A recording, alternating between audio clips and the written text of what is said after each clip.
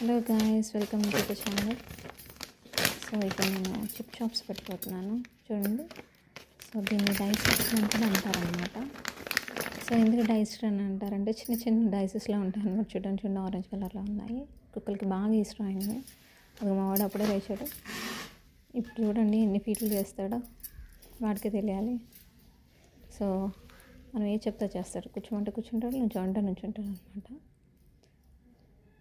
So ఫస్ట్ది కాబట్టి ఇప్పుడు నేను నిద్రలో నుంచి లేచాడు కాబట్టి ఒకటి పెట్టాలన్నమాట ఆ చిన్న అని చెప్పడానికి. సో తర్వాత నుంచి మాట వింటాడు.